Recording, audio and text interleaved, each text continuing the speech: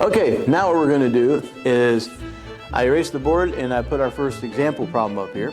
And we're going to be doing module 5-1 called what I call off the table. And what I mean by off the table could be off the cliff, off the table, off the shelf, off the window. It's something where your object, your projectile, has a horizontal velocity and then it's allowed to fall at the same rate. So it's kind of like the second half of a projectile motion. That's a good place to start with. Makes the problem a little bit simpler. No trig yet. Yeah, there's trig coming, so make sure you're brushed up on your sine and cosine. But not right now, okay? 5-1, we're going to do this projectile thing without any trigonometry. So we have a table right here. The table from the floor to the top of the surface is 1.2 meters high, okay? 1.2 meters high. And our ball, we're rolling it across the table. We're going to assume nothing slowing down the ball, okay? So the ball has got a constant velocity in the x direction of 10 meters per second. As soon as it comes off the edge of that table, of course, gravity is going to be able to accelerate the ball now because the table's not holding it up anymore. So now the ball is going to be able to start arching downward as the gravity is able to accelerate it in the downward direction. Okay, so our projectile problem begins right there at the edge of the table. The very instant the ball leaves the edge of the table and gravity can begin to accelerate it downward. Of course, gravity's been working the whole time, but once that table gets out of the way, gravity can now accelerate that ball downward.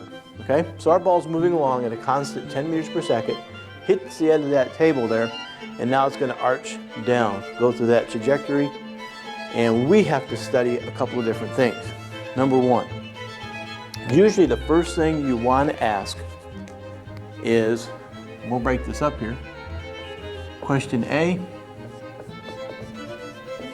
how much time to fall? How much time is it going to take for our ball to hit the ground? Okay, how much time is it going to take for the ball to hit the ground? So we want to know the time, okay? If I'm also going to draw another reference dot line right here, okay? The time to go from here to here where it hits the floor is the exact same amount of time as it takes for the ball to go from the top of the table to the floor. Now that's why I want you to catch. That is what I want you to understand. The time it takes for the ball to drop from the table from here to here is the exact same amount of time it takes for the ball to get from here to here. If you think about it, that makes a lot of sense.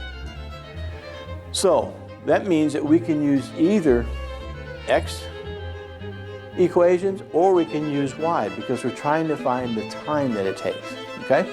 Now, if we tried, I'm just going to explore here, I'd love to use that real simple velocity equation, okay? I'd love to be able to use that right now. And the velocity equation, I erased it already, but I'll put it back up here.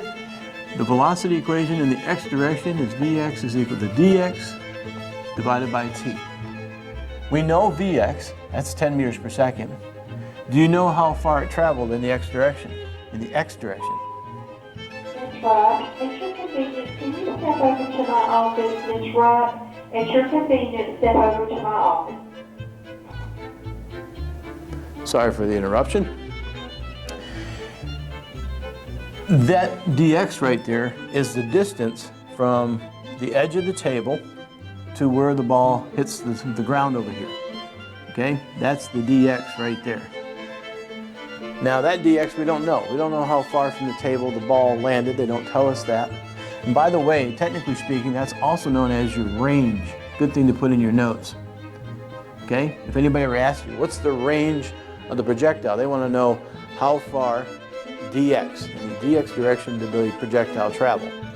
Okay, and we don't know that, so we can't find the time, so we cannot use that equation. Okay, so we're going to have to go into the y equations. Remember, in the y equations we have to use the kinematics because gravity is here. So let's make a list of everything we know in the y direction only in the y direction. In the y direction, of course, nobody turned gravity off. I know that. That's pulling on that ball, making it come down. In the y direction, now this is kind of hard, pay close attention. In the y direction, what's the initial velocity that the ball is? It's 0. Now a lot of people get confused, be careful. In the x direction, the ball is traveling at 10 meters per second. You gotta point in the right direction. It's going 10 meters per second. But in the y direction, initially, right before it comes off the edge of that table, in the y direction, the ball's not moving at all. It's almost exactly as if you just take the ball and you dropped it. Okay? So it'd almost be like, as soon as that comes off the edge of that table, it's just like somebody up there letting go of the ball, just like we learned in Module 4. So the initial velocity, I'll put a strike and a 0 through there. The initial velocity is 0, but we know it. We do know it. You know what the final velocity is over here in the y direction? No, we don't know that. But we are looking for the time. That's another variable. And the other thing we know, we do know in the y direction how far the ball is going to fall. From the top of the table to the ground. That's the distance that the ball is going to travel, right? So that 1.2 meters, that's going to be our dy. So I'll use that in blue. That's my displacement in the y direction. That's going to be the height of that table. Now remember, we're starting up here and the ball is going to travel below where we started. So that's kind of our origin right there, our point of reference. And we're going to go below it, which means, just like we learned in Module 4, we got to remember to put a negative on that dy, because we're going to go below where we started, okay? So now we know the fourth variable. We know the distance in the y direction. So now we can go back to those kinematic equations, and we pick the one that's got initial velocity, time, dy, and gravity. And that equation would be the second one, which is d is equal to vit plus 1/2 gt squared. Now that's a tough equation to use to find time, because you got t to the 1 power and t to the 2 power. But we're going to simplify the equation. You've got to love zeros in physics. Because the initial velocity right here in the y direction, is 0. Just like when you let go of the ball and let it drop. That right there is 0. 0 times t is just 0. So this whole term is just 0. It wipes out. So the distance over here, our displacement is going to be negative 1.2. We're left with 1/2 gravity, negative 9.80, and we're looking for t squared, or t, not t squared. So what we're going to do here is we're going to take the 1/2 to this side. So that's going to be 2 times negative 1.2. Get rid of a half, you got to multiply both sides by 2, right? And we got to divide by this to get rid of that. So it's going to be divided by negative 9.80. Now, if you didn't quite catch that algebra maneuver I just did right there, be sure to text me or email me. Well, not text me, I guess just email me, and I'd be glad to show you the step-by-step what happened right there. So we're going to take 2 times this divided by that. So 2 times negative 1.2 and then divided by negative 9.80. And I get 0.2249. So far, I get 0.2249. Double check that. Nope, 244.9. Sorry. Not enough coffee. And that is equal to t squared. That is not my time. That's my answer squared. So I get rid of that square by taking the square root of both sides. And don't forget, our answer, anytime you take a square root, the answer is always positive and negative. And in physics, I'll show you how we fix that. So I'm going to hit second, take the square root of the answer, the last answer I just had, and I'm going to get point. I like using 3 significant digits, so we're going to say 0.495. 0.495, and the units for time is seconds. Okay, so technically that's my answer. Your math teacher would love that because you had a positive, negative, and square root. But the reality of it, in physics, this is applied math. Is there any such thing as a negative time? No. Okay? Unless you're going to get into theoretical physics, which is a ways down the road from here, there is no such thing as negative time. So we have to choose to let time be positive. Okay? We're just going to drop the negative. Okay? So 0.495 seconds for that ball to get from here down to the ground. So just under half of a second. Now, question B is, what is the distance that it travels? Okay, question B. What is the range of the ball, or the dx? Okay, what is the range of the dx? Well, there's only one equation. If we're asking about a variable in the x direction, there's only one formula we're allowed to use in the x direction because velocity is constant. And that is this one right here. So we're going to use that formula right there. Velocity in the x direction is the dx divided by t. And now we know what t is. It's 0.495. Because remember, time it takes for the ball to drop is the exact same amount of time as it takes for the ball to travel from the edge of the table over to here on the ground. Okay? It's the exact same time. So our Vx is 10. Our dx is what we're looking for. The time, we now know, is 0.495. So we're going to multiply both sides by 0.495. That's just going to move that decimal over, and we'll have 4.95, and distance comes in meters. So that means that ball's coming off that table so fast that it's going to travel 4.95 meters from here to there, almost 5 meter sticks away. That's going pretty fast. Okay? Now, there is an extremely important point you have to get right now in our heads. And it's really kind of hard for us to understand this, but here's a good time for you to see it. If I were to speed that ball up, I'm going to double it, okay? Let's say I do this whole calculation over again, but this time I'm going to let this be 20 meters per second. Okay, I'm going to double the speed.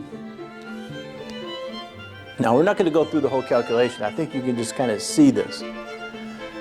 Okay, if I were to shoot that ball off of that table twice as fast, 20 meter sticks per second, is that going to change the time it takes for the ball to fall? Let me ask you that again.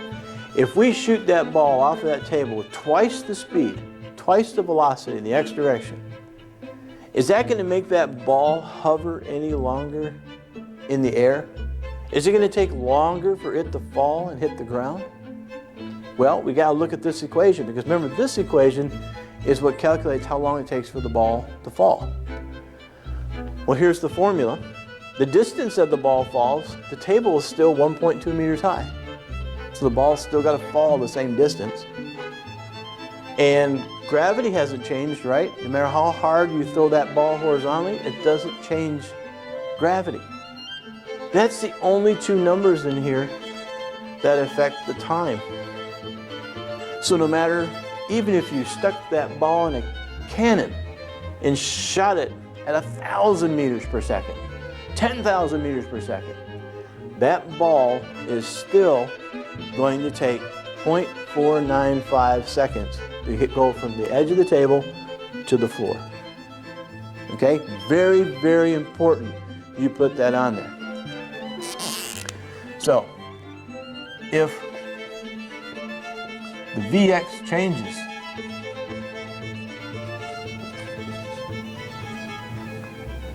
time to fall stays the same.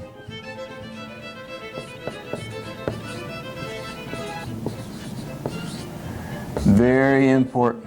Oh my gosh. Make sure you put a star around that, highlight it, put a cloud, whatever it is that pops out on your paper. Make sure you write that down. No matter how fast we make that ball come off the edge of that table, it will not change how much time it takes for the ball to fall. So if you want a really weird illustration, think about the end of a gun. You're shooting a bullet horizontally. If you take a bullet and hold on to it, and you take another bullet and put it in the gun and you shoot it horizontally, this is perfectly flat ground. If you drop the bullet, the first bullet, alongside the gun, and you shoot the exact same time the bullet comes out horizontally, they're both going to hit the ground at the same time because they both have to fall the same distance. Okay, no matter how fast you shoot it horizontally. So what is another good question is what is it that affects how much time it takes to fall? Well, you'd have to change the height of the table, right? If you shorten the table, that'll change how much time it takes because now the ball doesn't have to fall as far. If you made this table really tall, or let's say this is the top of a rooftop that was 15 stories high and you rolled this ball at the top ledge, at the very top of the building, it's got a lot farther to fall, so that'll change the time. So the dy here, if that changes, yeah, it'll change the time. Or if you change the gravity. The only way to do that is you got to get off of the Earth, right? You'd have to get off of Mother Earth. So if you did this experiment on the moon, on Mars, then yeah, it's going to change, okay? The whole thing is going to change, okay? So this is your basic off of the table problem, okay? So we're going to do probably one more example. Give me a second here to erase the board and I'll give you another one.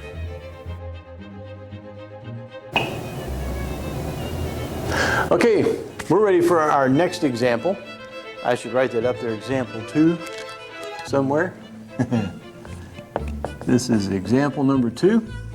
And again, it is for module 5-1, what we call off the table. In this case, it's going to be off the cliff. Okay, off the cliff problem. And this one we're going to do a little bit different, just in case. We're going to use the exact same concepts, but we're going to look for different things this time. On this problem, we have somebody up here who's got a rock or a ball or something they're throwing, right? We're ignoring air friction again. And they're throwing this object. They're at the top of this cliff and they're throwing it and it goes over here and it hits the canyon floor down below. Okay? Now, what do they know? Well, if you throw something horizontally off the cliff, let's say the guy's got a stopwatch or somebody does, and they time it and it takes exactly 3.5 seconds before it strikes the ground right there, reaches the ground. And the other thing we know, we're given, is that this person is not going to throw it up at an angle or down. They're going to throw it perfectly horizontal at 22 meters per second. Okay, that's a good little toss. And the two things that we're going to try and find is, from that information, we're going to be able to figure out how high the cliff is. Okay, so if you don't know how high the cliff is and you time it, we can actually kind of estimate the height of the cliff if there was no air friction. And the next thing we're going to do is we're going to still be able to calculate what the range is. How far away from the edge of the cliff did the ball land? So we got two different questions, one similar that we did before, and we're going to do this the exact same way. So let's do part 1 here, part A, and we're going to find, now they gave us a time on this one so we don't have to find that. So what we could do is go ahead and find out what the range is. What is the range? Remember, we're looking for is dx. Right down here, this dx right here. What is that horizontal distance?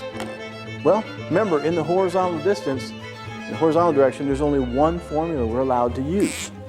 Okay? We're only allowed to use, if I write it up here, dx is equal to the distance in the x direction divided by t. And we're looking for dx. Now, did they give us the horizontal velocity? 22 meters per second. Yes, sure did. Did they tell you how much time it took for the ball or the rock or whatever it is to get from here to here? Yes, it's the same amount of time it takes for it to fall. 3.5 seconds. So we can go ahead and calculate this. So the Vx is 22. The distance that it travels in horizontal, we do not know, so we'll leave that variable there. And the time down below here took 3.5 seconds. Multiply both sides by 3.5, right? Because you're dividing by 3.5, so you're gonna do the opposite.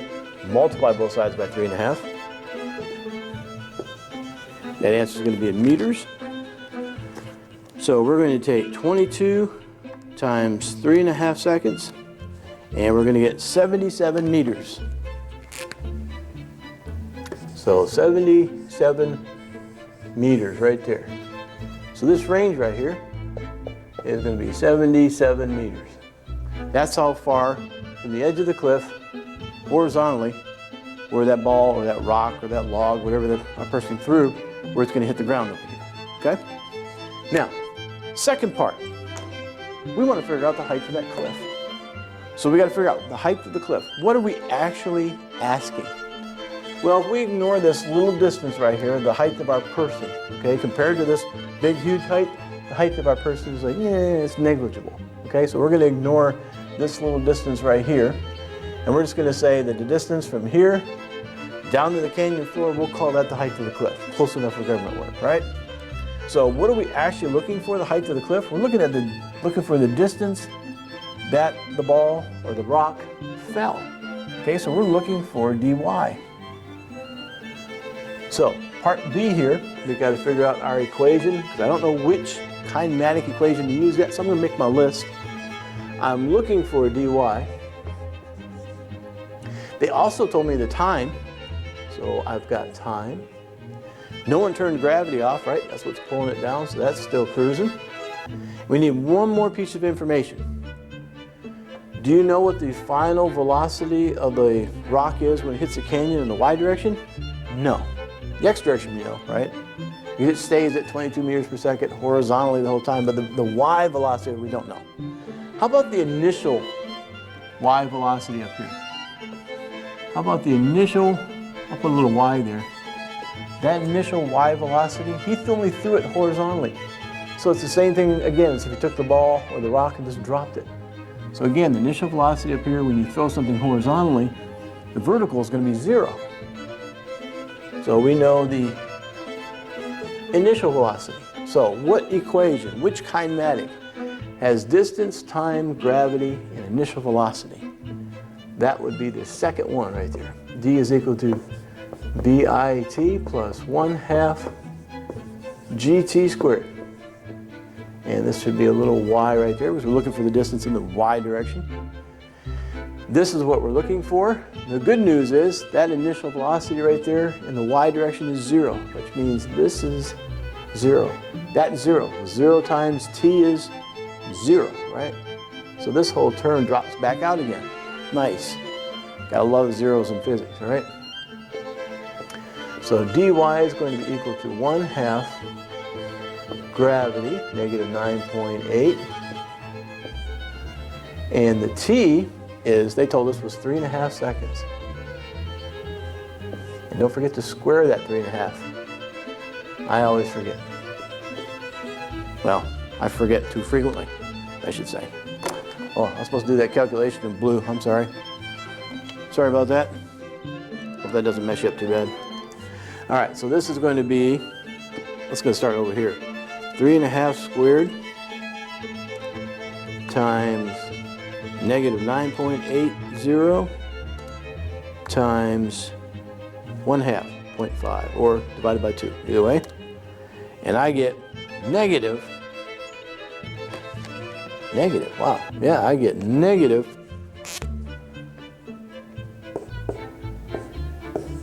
60.025.